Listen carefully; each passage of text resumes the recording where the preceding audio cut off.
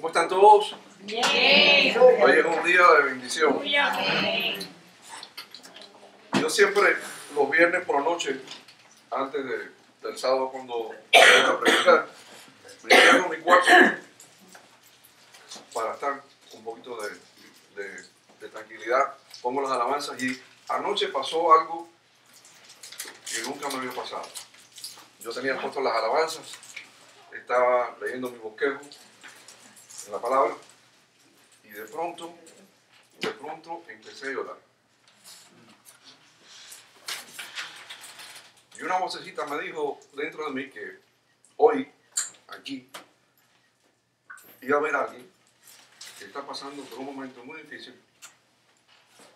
que está buscando cambios en su vida, que está esperando una señal, que está angustiada, que está completamente esclavizada por no saber cuál va a ser ese próximo paso en su vida. Mira, a menos que tú puedas creer de verdad, que no hay nada imposible para Él. Y cuando digo nada, es nada. En otras palabras, que no hay un footnote, no hay un asterisco que tú digas, sí, Él es un Dios de milagros, pero no, pero eso sí que es imposible.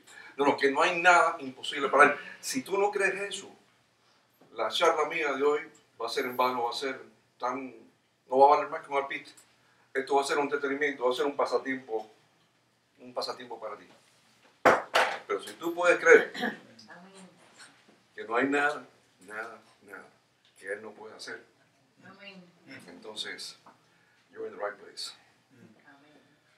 Él empezó con 12 y hoy en día hay más de 2.500 millones de personas como tú y yo que lo alaban, que lo adoran, que creen en el Dios que liberó al pueblo de Israel de las garras del faraón en Egipto, el Dios que partió el mar rojo, que mueve montañas, que sacó a los 3 jovencitos hebreos que estaban en cautiverio en Babilonia del horno de fuego, el Dios que tomó mi lugar y el tuyo, que fue nuestro sustituto, nuestro doble, que sufrió por nosotros. Mira, si tú llegaste aquí y tú no sabes que Él sufrió por nosotros, entonces tienes que haber llegado de Marte, viniste en paracaídas de otro planeta, porque todos sabemos que fue humillado, que lo golpearon, lo esclavizaron, lo crucificaron, que murió por nosotros, pagó por nuestros pecados, pagó nuestras deudas, pero te puedo asegurar que todo ese sacrificio, todo ese sufrimiento, no vale un centavo si al tercer día Él nos resucita de los muertos. ¿Cuánto dice amén? Amén. La resurrección de Jesús demostró no solamente el poder sobre la muerte, pero el poder de pagar todas nuestras deudas y que por su favor y gracia somos salvos y podemos disfrutar de una vida eterna. La resurrección no es un tema de debate teológico. Eso es muy importante. ¿Tú bien crees que Él murió, que resucitó y que ascendió al cielo? ¿O no lo crees? Es tan simple como eso. ¿Tú lo crees, Eda?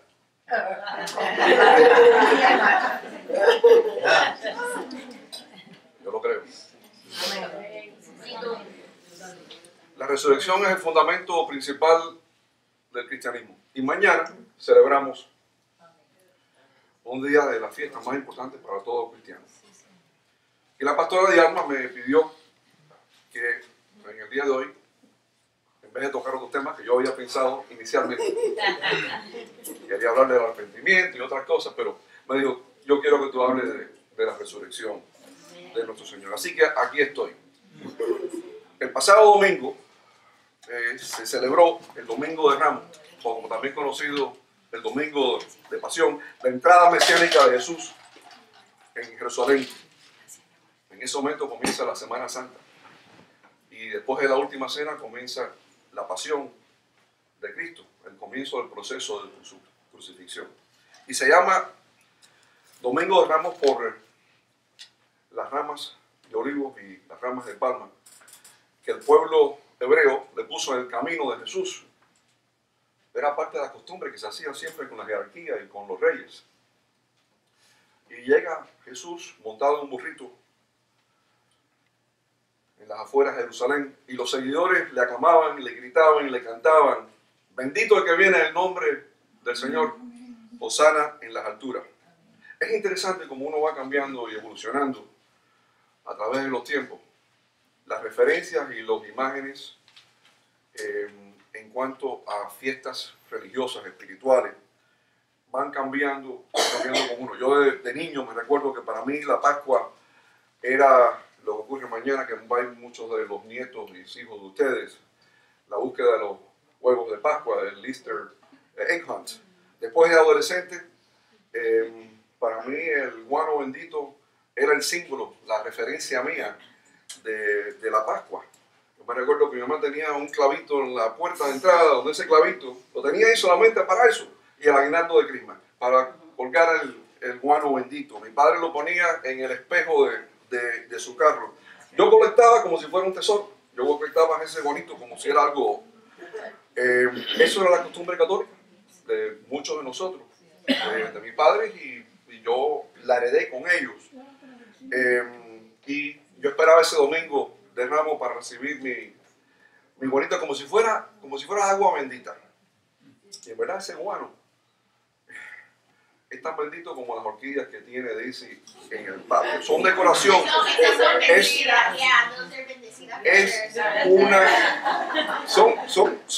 Son una referencia histórica.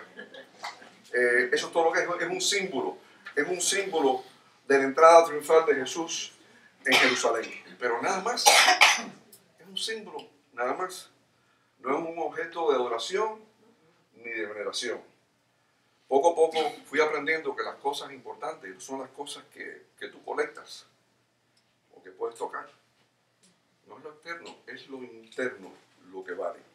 Ese mismo pueblo de Israel que recibió a Jesús como su rey, 5 días después le pedían la cabeza en frente a Poncio Pilato. No todo lo que brilla es oro. Desde Betania, donde vivía Lázaro, hasta la entrada de la Puerta Dorada, el pueblo lo elogiaba como el Mesías, como su rey, acompañado de los 12 discípulos. No se habla mucho del burrito, se habla mucho más de las ramas de palma, excepto que sabemos que el burrito era un burrito joven y que nunca se había montado. Pero la verdad que ni el burrito ni las palmas tienen trascendencia. Son meros artefactos. El único poder, lo único sobrenatural, es quien iba montado en el burrito. Amén. Mira, cuando uno va evolucionando de católico a cristiano, hay cosas que uno va dejando atrás. Y una de las cosas, cuando yo leía la Biblia, que a mí me chocaba un poco, más que nada porque siendo hijo único, yo con mi madre tenía un bond muy especial. Entonces, cuando yo leía en varias partes de la Escritura, como Jesús se refería a su mamá, a María, a mí me chocó al principio, en la boda de Caná, cuando le dice: mujer, ¿qué tienes conmigo? El tema dice mujer. A mí me chocó, no le dijo mami, no le dijo mamá, le dijo mujer. Y en su último momento, que él estaba preocupado por ella, donde le entrega a su mamá a Juan, el único discípulo que tuvo el coraje de estar ahí, le dice: mujer, he ahí tu hijo. ¿Y por qué es eso? ¿Por qué es que en las escrituras en Mateo se refieren a la otra María? Es que solo es uno. Solo una persona es la que merita nuestra adoración y nuestra veneración. El Hijo del Hombre, el Rey de Reyes, el que murió por nosotros. Mira, en el Viejo Testamento, siglos antes de Jesús, el rey Salomón, hijo de David, entró en Jerusalén montado en un burrito. la gente aclamaba a Salomón como Hosana. Era un burrito joven, un burrito que tampoco se había montado. Y eso es importante porque el Viejo Testamento es un reflejo, es un espejo del Nuevo Testamento. Es un espejo de lo que venía por venir. ¿Y cuál es la importancia de eso? Es que todo estaba planeado. Aquí nada fue por accidente. No fue una coincidencia. Esto lo que te está diciendo es que desde el principio de los tiempos, esto ya iba a pasar de esa manera. En esos tiempos se acostumbraba que cuando tú le dabas en el tiempo de la Pascua la bienvenida a un invitado a tu casa, lo hacías con cantos. Y a la jerarquía y personas muy importantes y a reyes se le ponían un manto en el piso, se cubrían de las ramas de olivo, igual que hicieron con Jesús. A Jesús lo reciben como un rey. Era una escena, un homenaje mesiánico, desde Betania hasta Jerusalén. Pero cuando llega a Jerusalén, el pueblo de Jerusalén era muy diferente al pueblo de Galilea. No conocían a Jesús igual. Era medio extraño, habían oído, pero no era uno de ellos. Y esa es la misma multitud que exigió la muerte de Jesús. Pero ni Mahoma, ni Confucius, ni Buda, ni los cientos de dioses de los hindúes se hicieron hombres, murieron y resucitaron.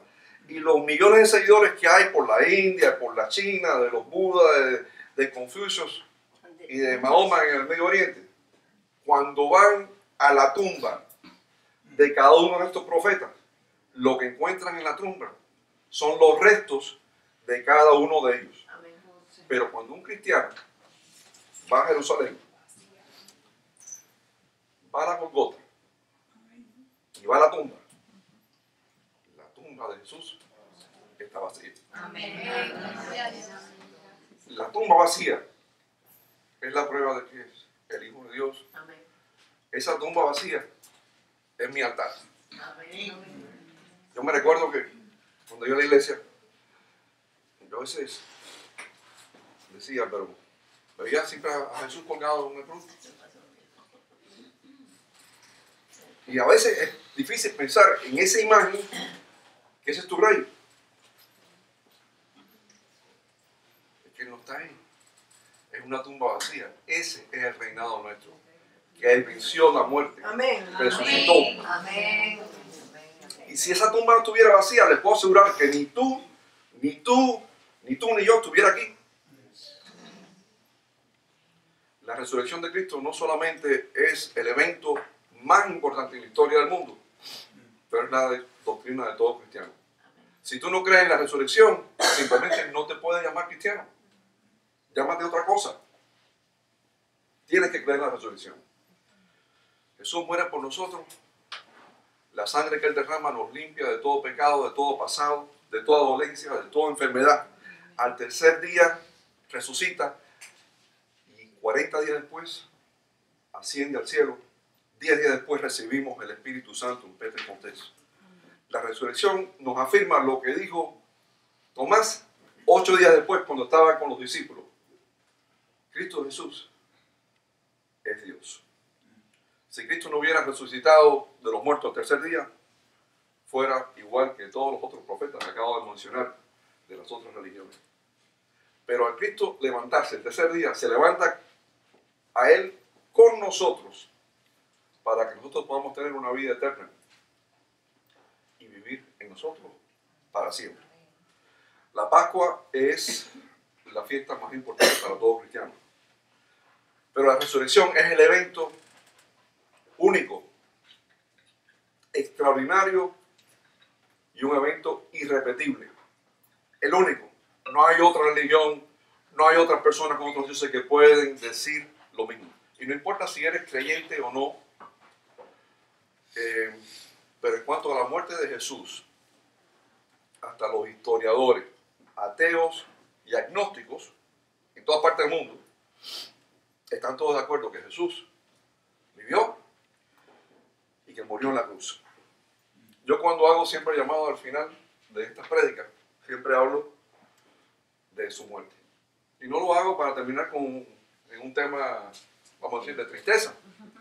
Pero lo hago más que nada como para decir, mira lo mucho que hizo por nosotros y lo poco que tenemos que hacer cada uno de nosotros. Simplemente para ir de ser, fui creado por Él, a ser hijo de Él. Que solamente tenemos que confesar públicamente que Él murió por mí, que resucitó y en ese momento lo recibo para ser hijo de Él. Lo poco que tenemos que hacer y lo mucho que hizo Él por nosotros. Mira, el sufrimiento de Jesús hace más de 2000 años, en un día como ayer, fue terrible. Humillado, golpeado, 6 juicios, 3 de ellos por los hebreos, juicios que fueron todos ilegales. Ahí no había testigo. Juicios por la noche, que era prohibido por el Torah. Me recuerda a los juicios de Fidel Castro al principio de la revolución, con todos los militares de Batista, con los pilotos. No sé si algunos de ustedes, que son más viejos que yo, se recuerdan. Eran toda una farsa. Eran Mickey Mouse. Eran mentiras. Ya iban ya al punto. Lo mismo hicieron esos 3 juicios. Y después con los romanos. 2 con Poncio Pilato, 1 con Herodes. 39 latigazos que le quebrantaron la espalda. Mira, la espalda se la dejaron en carne viva, como un picadillo. La corona de espinas, las espinas tenían como 2 pulgadas de largo.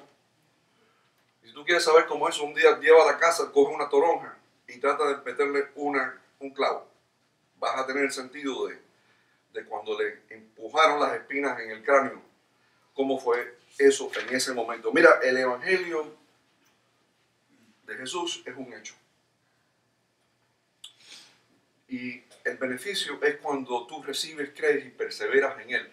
El Evangelio de Jesús no es un cuento de hadas, es un evento histórico, son hechos. Los 6 juicios fueron reales, los latigazos fueron reales, la corona fue real, la crucifixión fue real también. La muerte de Jesús, por el medio, en la forma que lo hicieron, es una de las más crueles y atroces formas de pena capital. Una de las peores.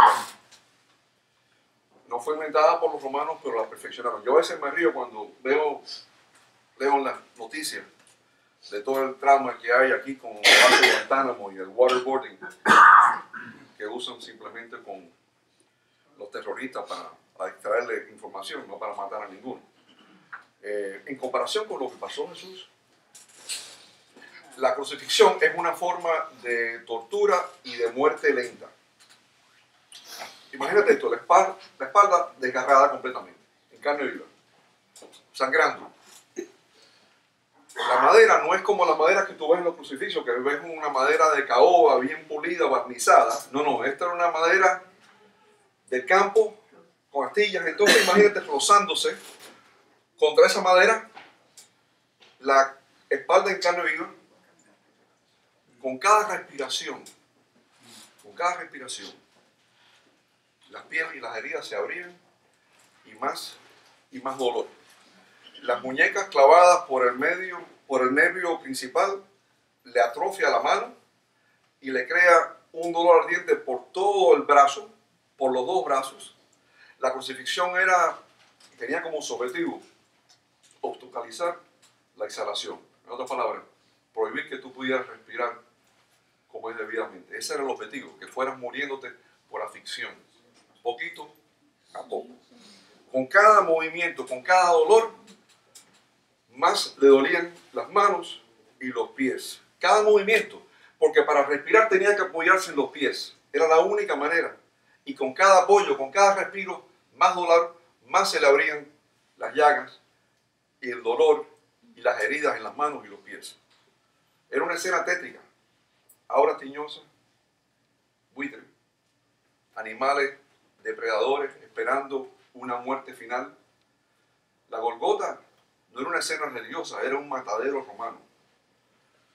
Y a las personas que se demoraban en morir, los romanos tenían una solución perfecta. Venían con un martillo y le partían las piernas. Al partir las piernas ya no se podían apoyar y en ese momento dejaban de respirar y morían. Jesús para respirar a las 3 de la tarde. Nunca tienen que partirle las piernas. En ese momento lo único que tenía en su corazón era el perdón de las personas que tenía alrededor de él. Entonces, este lugar donde llevan a Jesús no era un lugar bonito, no era un lugar de turístico. Esto era un puro matadero. Jesús muere y fue entregado por los romanos a Nicodemo. Nicodemo era uno de los saduceos. Y Nicodemo va con José de Arimatea, un señor bien, un señor rico. Y van para embalsamar a Jesús. Llevan 60 libras de mirra y de aloe para sepultar a Jesús. Y sepultan a Jesús en una tumba que era de la familia de José. José era un hombre rico y tenía su tumba privada. Y ahí ponen a Jesús con 2 guardias y sellan la entrada de la tumba con una gran piedra. ¿Por qué? Porque el Sanedrín estaba completamente aterrorizado que Jesús, que había pronosticado que iba a resucitar, de acuerdo con las Escrituras, al tercer día. Aprendemos que de su resurrección, por primera vez por 3 mujeres. Y depende de las Escrituras, lo que leas, el nombre de una mujer va y cambia a otra, pero sabemos que fueron 3. María Magdalena, de por sí. Salomé y María, la madre de Jacob. Jesús se le apareció primero a esas 3 mujeres y a María Magdalena. Después se le apareció a Cefás, que iba en ruta a Emaús. Después se le apareció a los 500 hermanos. Después se le apareció a Santiago y a los discípulos por una segunda vez. A Pedro se le apareció 3 veces y por último se le apareció a Pablo. María Magdalena, María la madre de Jacobo y Salomé habían comprado unas especies aromáticas para en sí llevárselas y ungir a Jesús. Cuando llegan a la tumba, al sepulcro, se asustan porque ven que la piedra se ha movido, está abierta, los guardias no estaban ahí, entran. No entienden primero quién movió la piedra, cómo fue eso. Se asustan al entrar porque ven un hombre vestido de blanco, sentado a la derecha de la tumba. Y este muchacho les dice, no se asusten, buscan al Nazareno, al crucificado, ya resucitó. Vayan y díganselo a Pedro y a los discípulos, que él va en camino a Galilea, adelante de ustedes. Véanlo ahí, como él les dijo. Al principio los discípulos, cuando llegan y le dicen a Pedro y a Juan, no les creen. Ellos no les creen, pero van y corren a la tumba. Se va Pedro, Juan lo sigue, Juan llega primero porque era más joven, y cuando llegan allí, tumba vacía. Las epístolas paulinas son las escrituras más antiguas sobre la resurrección, escritas 2 décadas después de la resurrección de Jesús. Y está escrito en 1 Corintios, versículo 15, dice lo siguiente. Porque primeramente os he enseñado que asimismo recibí que Cristo murió por nuestros pecados, conforme a las Escrituras, y que fue sepultado, y que resucitó al tercer día, conforme a las Escrituras. La resurrección aparece en 5 libros en el Viejo Testamento y en 41 lugares en el Nuevo Testamento, donde Jesús repetidamente pronosticó su muerte y su resurrección. Los fariseos, como Pablo, creían en la resurrección. Los saduceos no creían en ella. Había siempre una batalla, pero ganaron los fariseos y por eso es que aparece en la Torá.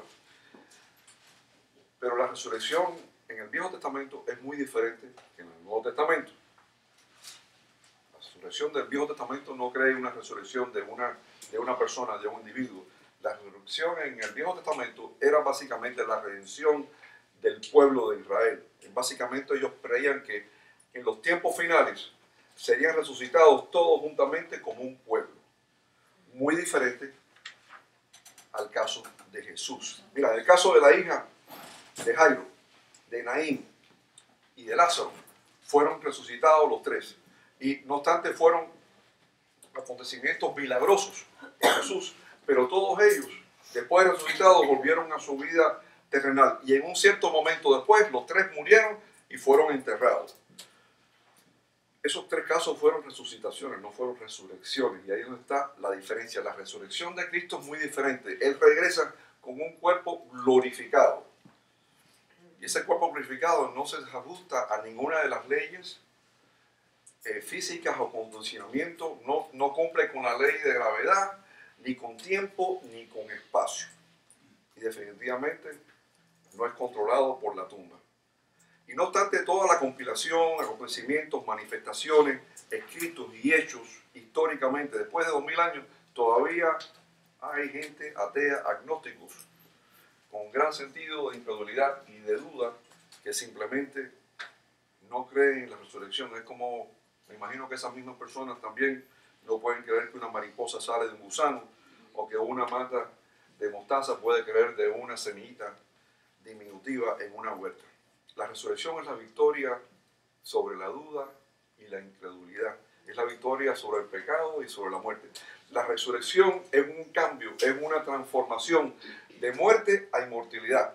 Y en términos espirituales, no solamente es muerte, es vencer la separación de cuando tú estás separado del Señor. Eso es la resurrección tuya. Cuando tú regresas a Él, cuando tú le dices, ven, entra en mí y yo quiero estar en ti. Con la resurrección pasamos de la esclavitud a la liberación, de las tinieblas a la luz, de la tristeza al gozo.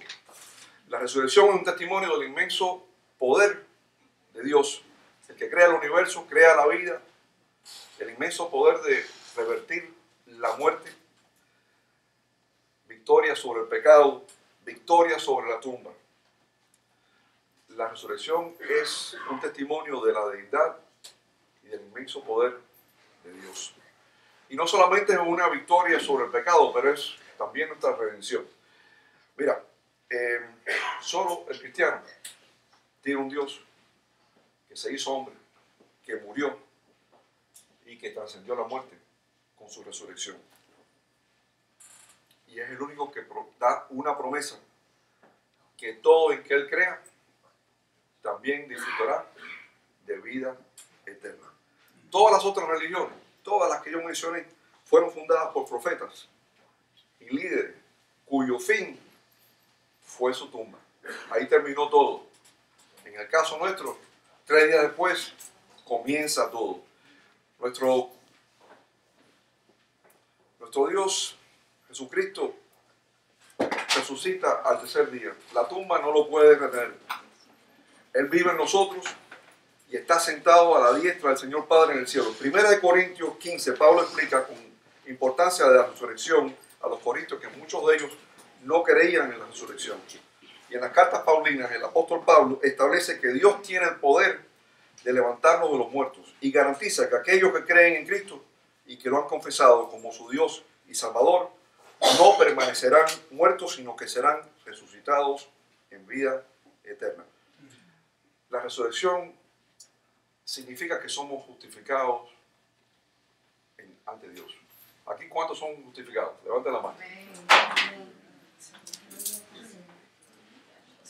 Si tú has recibido a Jesús, si tú has nacido de nuevo, si Jesús vive en ti, entonces tú, al igual que Él, igualito, no menos, los dos son justos.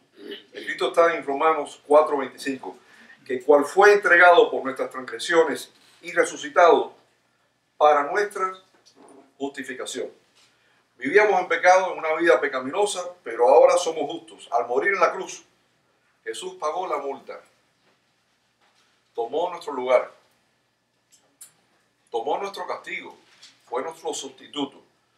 Él rompió las cadenas, borrón y cuenta nueva. Tocó la tecla del reset en la vida nuestra, justificándonos ante el Padre. Porque si no eres justo, no puedes estar enfrente de Él. Tienes que ser limpiecito completamente. Para que ese día, cuando estés delante de Él, a través de Jesús, porque todos a través de Él puedas tener una relación con el Padre. That's the bottom line. En otras palabras, cuando somos justificados, no solamente es que tus pecados han sido perdonados. Sí, han sido perdonados. Pero es más que eso. Ha sido borrado. White out. No queda récord. No queda récord. No solamente perdón, es que se borró. Muchas personas, yo conozco, que han tenido un problema en su vida. Algo que han hecho en algún momento y lo llevan dentro. Se castigan. A veces cosas muy serias. Y ese hecho del pasado los persigue. No se dan cuenta. Por eso es importante un día como hoy, que al tú recibir al Señor y Él limpiarte, no solamente te limpia, pero es que Él se olvida y te borra todo. Es cuenta nueva. Ya el pasado no existe. Cuando eres justificado, ese récord se fue. Y de ese momento en adelante tú eres tan justo como Él, tan perfecto como Él. La muerte y la resurrección crea en la sangre de Jesús una unión, un bond con Cristo. Es como un matrimonio de hombre y mujer. Yo me recuerdo que de muchachos en Cuba, los muchachos jugábamos y nos hacíamos como blood brothers, hermanos en sangre. Y cogíamos con un alfiler, de niños, me recuerdo, se hinchaba el dedo con un amiguito mío, y entonces íbamos y pegábamos los dedos en sangre. Y en ese momento éramos supuestamente amigos y hermanos para siempre. A Cristo morir y tomar nuestro lugar en la cruz es lo mismo. Se hizo nuestro doble. En vez de estar uno ahí, Él tomó su lugar. Y Él, cuando resucita, Él nos levanta con Él. Jesús nunca pecó porque aceptó nuestros pecados y nos borró esos pecados. Lo hizo por amor. En Efesios capítulo 2, versículo 6 dice: por gracia somos salvos, y juntamente con Él nos resucitó, y asimismo nos hizo sentar en lugares celestiales con Cristo. Los discípulos no solo vieron a Jesús resucitado, glorificado, la resurrección transformó a los discípulos, los transformó. Discípulos que tenían miedo, de pronto eran valientes. Despertó en ellos una confianza renovada, el coraje engrandecido, el carácter, la voluntad de todos ellos fue cambiada. Pedro, que lo negó 3 veces, más nunca lo negó. Al resucitar al tercer día, Jesús demuestra que no vino de la nada. La resurrección fue planeada desde un principio. La resurrección probó que Él es el Hijo de Dios.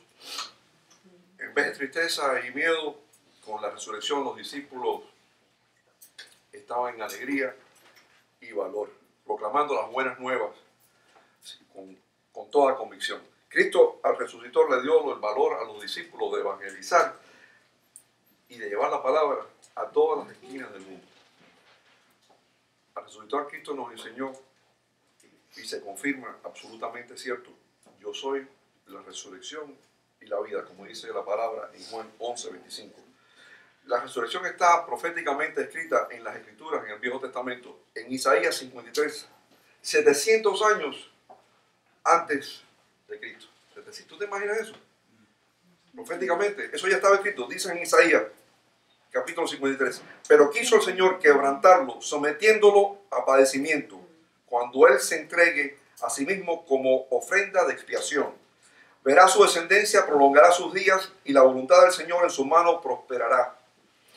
Debido a la angustia de su alma, Él lo verá y quedará satisfecho.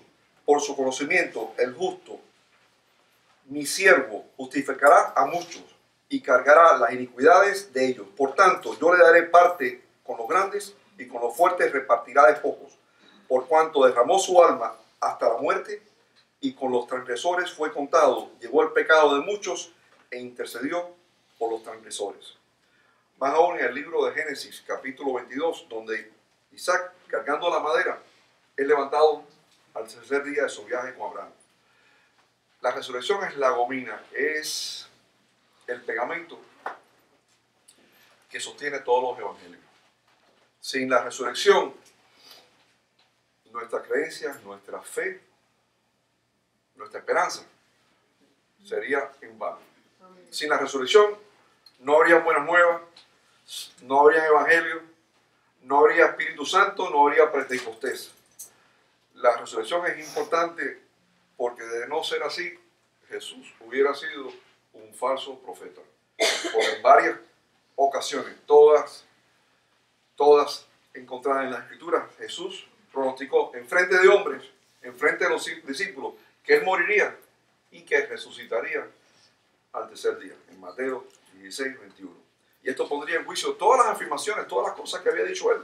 Porque como todas las cosas, si tú en un momento te cogen una mentira, ya todo lo que tú has hecho, esto le pasa a cualquiera de ustedes, en el trabajo, en sus relaciones, en una relación con alguien, entra en una mentira, ya entonces todo lo que has dicho anteriormente entra en cuestión. Lo mismo hubiera sido con Jesús. Todo lo que hubiera hecho, entraría en duda. Pondría todas las afirmaciones de él, como cuando le dijo frente al concilio hebreo que él era el Hijo de Dios, porque fue la afirmación, la única que tenían. Ellos no tenían testigo de nada, solamente que había curado, levantado, ayudado, pero él le afirmó a ellos que él era el Hijo de Dios. Pero la afirmación más esencial y más concreta, más trascendente para todo cristiano, la encontramos en las Escrituras, en Juan 11, 25, cuando Jesús dice: yo soy la resurrección y la vida. El que cree en mí, aunque esté muerto, vivirá. Con la resurrección Dios le puso su sello, el sello de redención, con claridad afirmando que Jesús es el Hijo de Dios. La muerte en la cruz fue el pago por nuestros pecados. Pero la tumba vacía es el recibo, es el comprobante que Él es el Hijo de Dios, es el único que ha vencido la muerte. Pero para el pueblo hebreo nunca fueron suficientes todos los milagros que Él había hecho. Siempre estaban buscando una señal especial. A través del ministerio de Jesús, nada era suficiente para ellos. Y Él les responde. Le responde en Mateo 12:39. Le dice: la generación mala y adúltera demanda señal. A veces siempre estamos esperando algo, una señal especial. Se nos olvida que las cosas están ahí mismo. Pero la señal no les será dada, sino la señal del profeta Jonás, porque como estuvo Jonás en el vientre del gran pez 3 días y 3 noches, así estará el Hijo del Hombre en el corazón de la tierra 3 días y 3 noches. Con la resurrección de Jesús, todo creyente recibe un poder permanente, un poder que no teníamos antes de su resurrección. Recibimos el Espíritu Santo, nuestro agente de transformación, el que vive entre nosotros, nuestro consolador, nuestro abogado, nuestro protector. Jesús dijo que Él enviaría al Espíritu Santo una vez que hubiera subido al Padre. Por lo tanto, si Él no hubiera resucitado, no hubiera ascendido al Padre, no tuviéramos el Espíritu Santo. La prueba irrefutable de que la resurrección es de verdad, que existió, es en el cambio de los discípulos, de miedo a valor.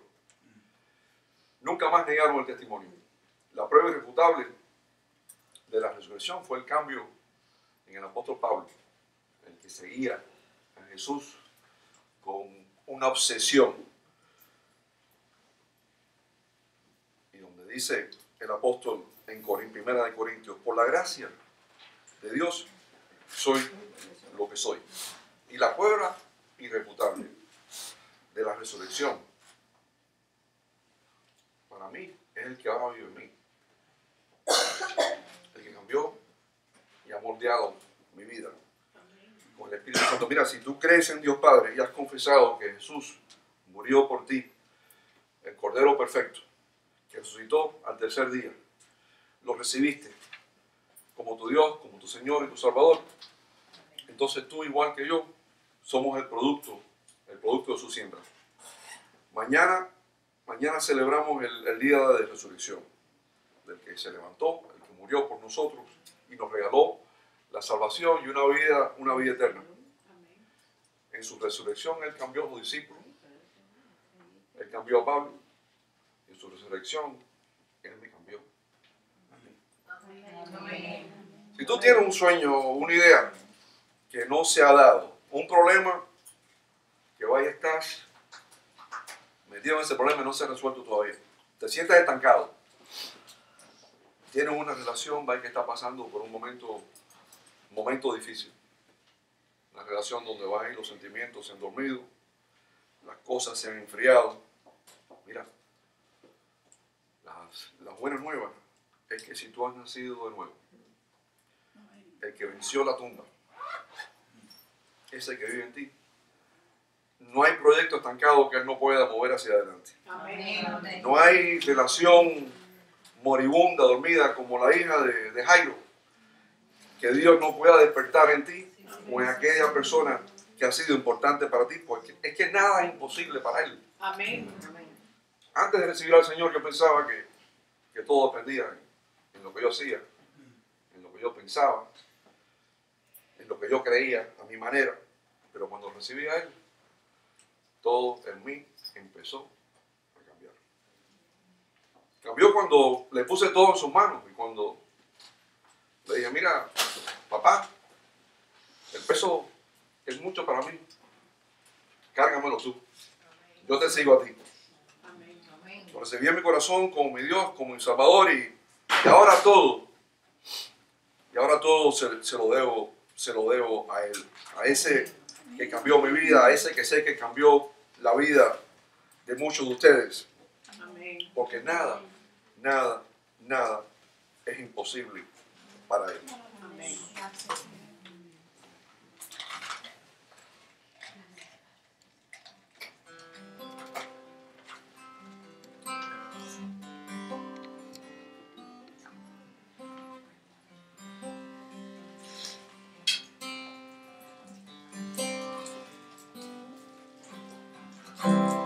Mi despertar, mi atardecer, todo se lo debo a Él.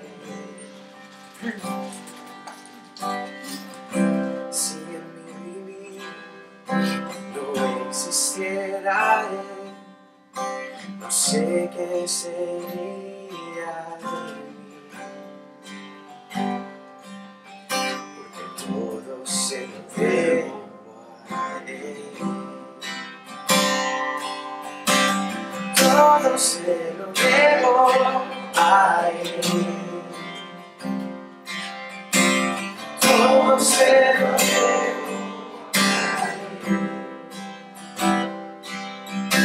Mi vida, mi sustento, mi fuerza, mi esperanza, todo se lo debo a Él.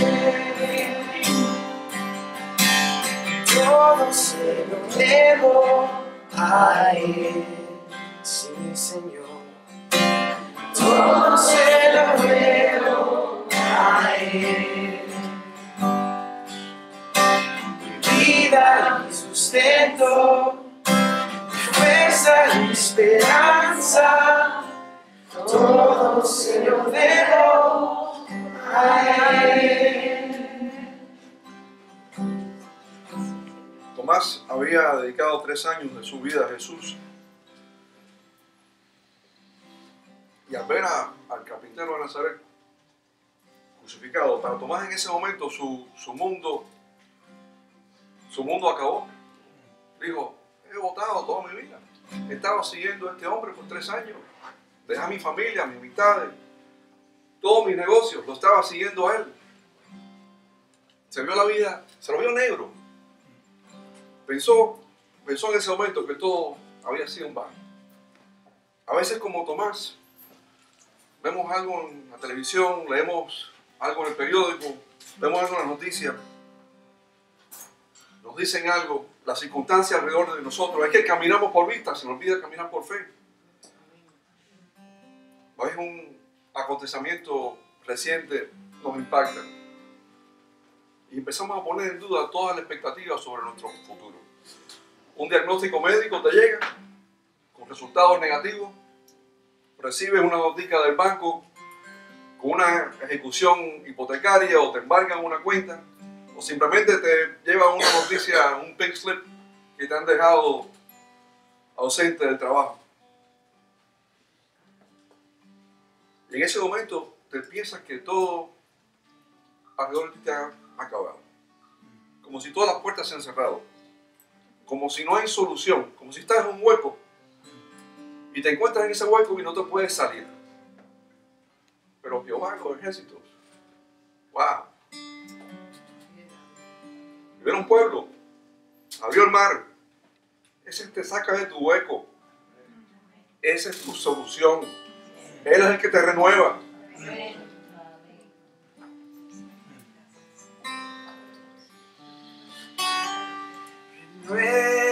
Renuévame, Señor Jesús.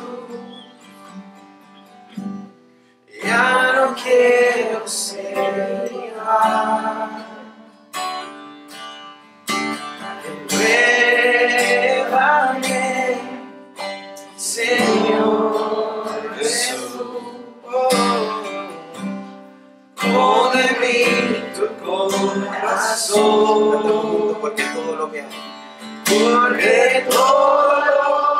hay dentro de mí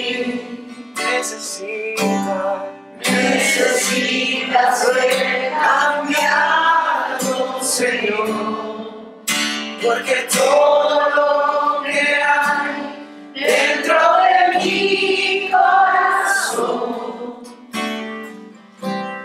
necesita más de ti. Las tres mujeres esa mañana van a la tumba con el objetivo de ungir el cadáver de Jesús con esencias que estaban ya preparadas por ellas. Ellas estaban más enfocadas en su tarea que en lo que habían aprendido de las declaraciones de Jesús días antes. Eso nos pasa a veces. Yo siempre hablo de la historia de María y Marta, que le gusta mucho a Yoli. A veces nos confundimos porque estamos en otra cosa, toda la tarea, lo que hemos puesto, las cosas que tenemos que hacer en ese día.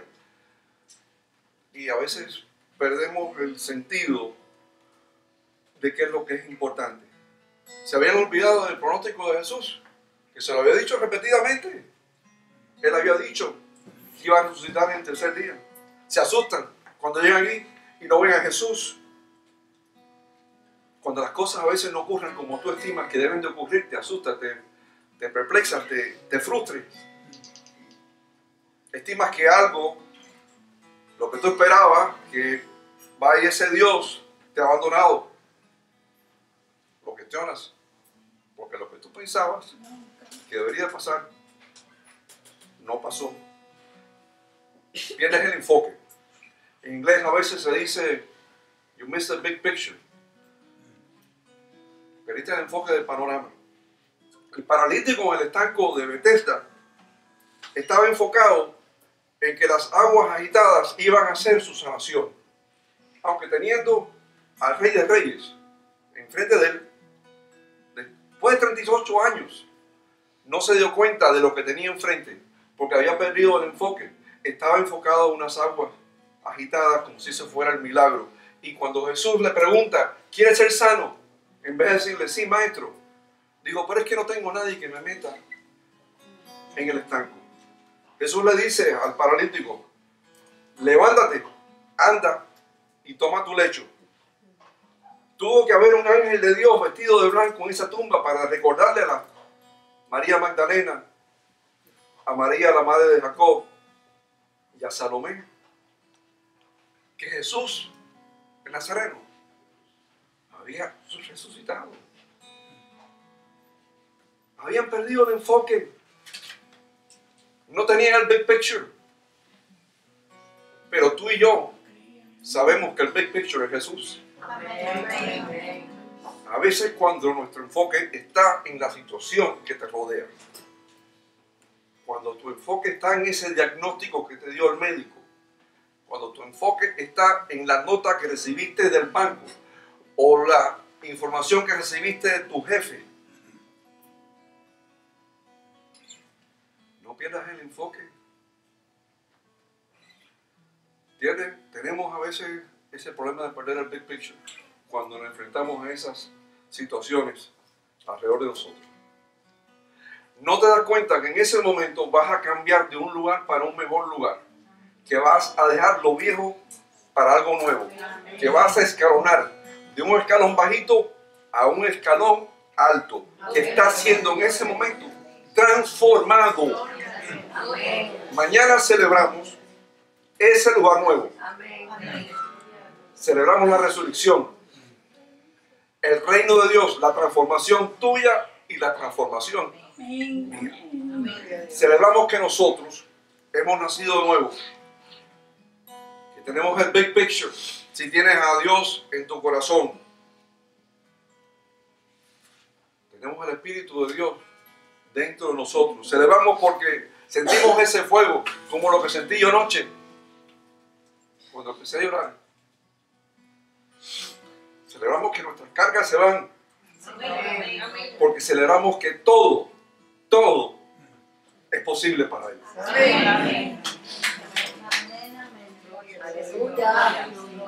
Levanto mis manos,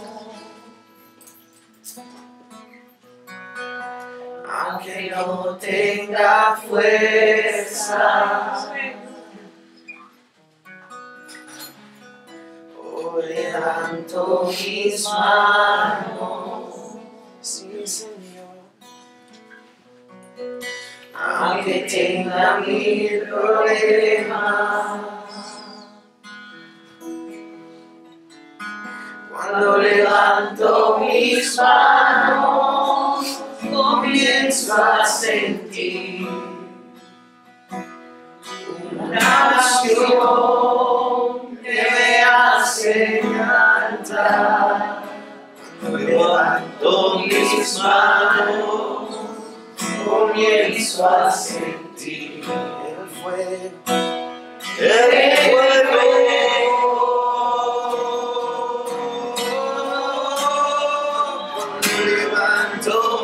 Manos, mis cargas se van, nuevas fuerzas tú me das. Todo es posible, todo es posible, cuando levanto mis manos. Todo es posible cuando levanto mis manos.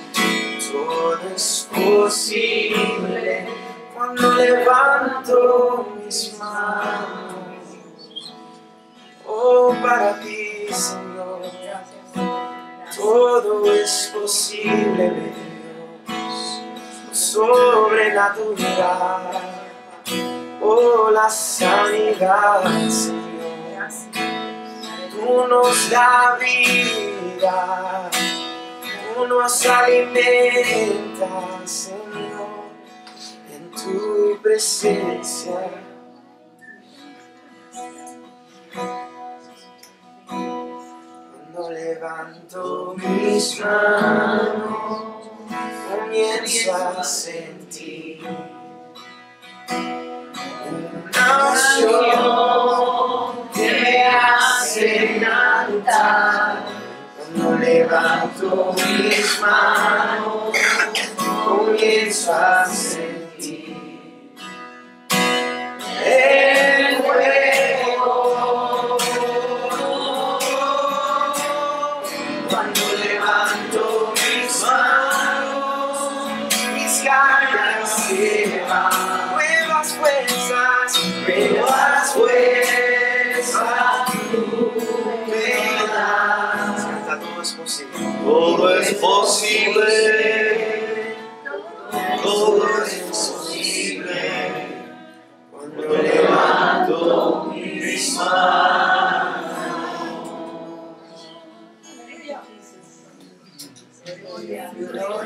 Si tú estás aquí y tú quisieras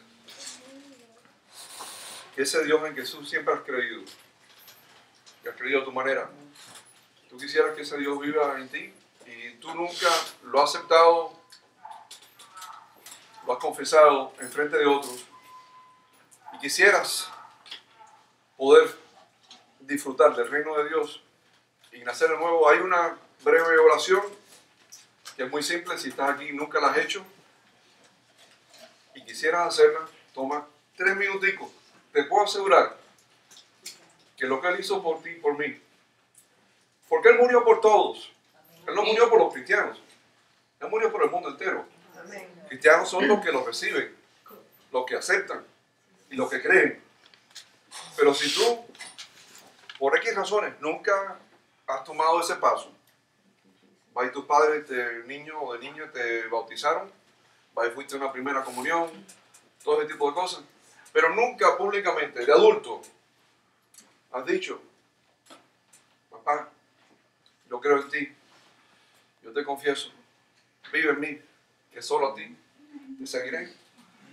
Hay una breve oración que la digo contigo si quieres y quieres que esto cambie. Si hay alguien aquí, ¿hay alguien? ¿Tú nunca has sentado? Oh, sí, sí. Ah, tú lo has sentado. No, si lo quieres. Yo lo digo contigo de nuevo, pero la primera vez es suficiente. No sé, no tienes que hacerlo 2 veces. Con gusto lo hago. Pero una es suficiente. A menos que tú te hayas alejado. Si tú ya te has alejado, si tú te has alejado y te sientes que te fuiste, te perdiste, y quieres regresar, pues entonces sí, ven al frente. ¿Hay alguien aquí? Amén. No hay nadie. Todo el mundo recibe al Señor. ¡Qué gloria! Por cierto, esto, cada uno de ustedes tiene que hacerse su chequeo. A veces a la persona le da pena venir al frente y levantarse. A mí me dio pena.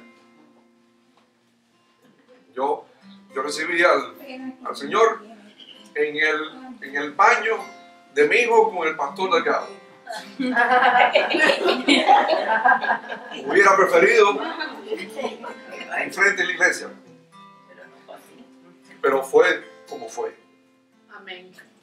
Así que si hay alguien aquí que quiere, y si no, le voy a pedir a Johnny. Yo la verdad que lo veía en la iglesia, él siempre tocaba en el servicio de inglés.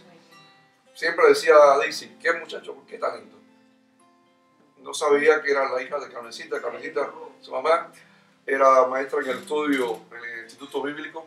Yo tomé unas clases con ella, yo fui mal estudiante. No por ella, fue por mí. Pero bueno, he progresado, Carmencita.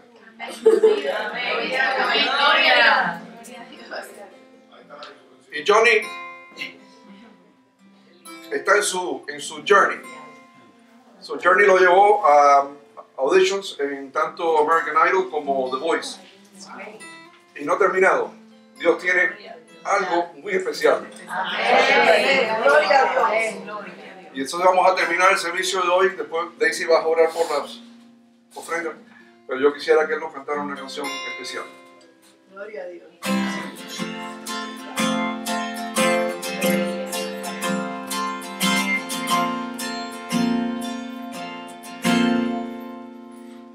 Only imagine what it would be like when I walk by your side.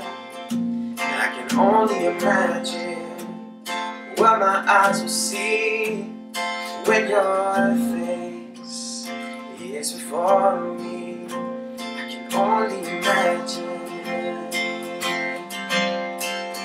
I can only imagine. Surrounded by your glory, what will my heart feel when I dance for you, Jesus? Or in all of you be still? Will I stand in your presence? With my knees will I fall? Will I sing hallelujah? Will I be able to speak? Oh, I can only imagine. Oh, I can only imagine. And I can only imagine when that day comes and I find myself standing in the sun. I can only imagine when all that I will do is forever, forever worship you. I can only imagine. Oh Lord, I can only imagine. Surrounded by your glory, what will my heart feel? Will I dance for you, Jesus? Or in all of you be still? Will I stand in your presence? Or to my knees will I fall? Will I sing hallelujah? Will I be able to speak at all? I can only imagine. Oh, I can only imagine. Oh, and surrounded by your glory, what will my heart feel? Will I dance for you, Jesus? Or in all of you be still? Will I stand in your presence? On my knees will I fall? Will I sing hallelujah? Will I be able to speak at all? I can only imagine. Oh, I can only imagine. I can only imagine. I can only imagine. I can only imagine.